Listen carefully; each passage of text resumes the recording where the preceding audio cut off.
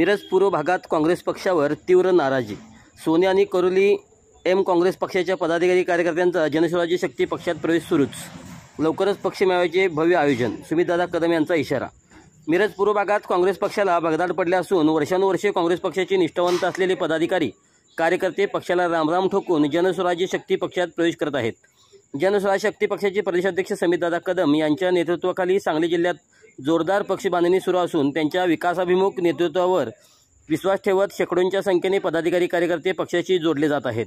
मिरज तालुक्यातील सत्ताधारी आणि आजी माजी ग्रामपंचायत सदस्य यांचा पक्षप्रवेश सुरू असून आज सोने आणि करोली एम येथील काँग्रेस पक्षाचे नेते भानुदास पाटील, सोनेगावचे माजी उपसरपंच दीपक कांबळे, विद्यमान ग्रामपंचायत सदस्य नयन लोखंडे समेत सौंदंडे, रोहित सौंदंडे, अनिल सौंदंडे, अनिल कांबळे, सुशील कांबळे यांच्यासह कार्यकर्त्यांनी जनस्वराज्य शक्ती पक्षात जाहीर प्रवेश केला आहे।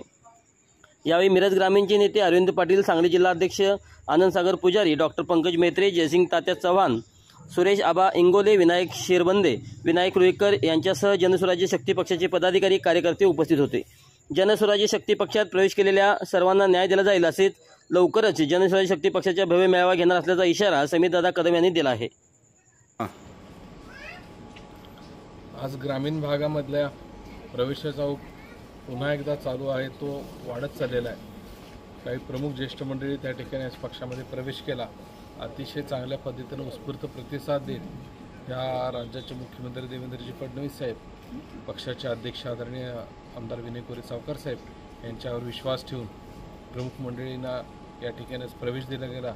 अरविंद भाऊंनी त्या ठिकाणी चांगल्या पद्धतीने नियोजन करून ग्रामीण भागातल्या कार्यकर्त्यांचे संपर्क चालू केला आहे। त्याचबरोबर पक्षाचे जिल्हा अध्यक्ष आनंद सागर पुजारी साहेब, त्याचबरोबर शहर जिल्हाध्यक्ष डॉक्टर पंकज मेत्रे साहेब या दोघांचे त्या ठिकाणी मार्गदर्शनाखाली पक्षाची घोडदौड त्या ठिकाणी जिल्ह्यामध्ये चालू आहे। तर फार आनंद वाटतोय की जिल्ह्यामध्ये पक्षाचा जो कार्याचा आलेख आणि सर्वसामान्य जनतेच्या असणाऱ्या अडचणी काढण्यामध्ये पक्ष आणि आम्ही सर्व संघटनेतील माझे सहकारी त्या ठिकाणी यशस्वी झालो आहे आणि हा आलेखच आमच्या कामाची पोचपावती म्हणून आम्हाला सांगता येईल।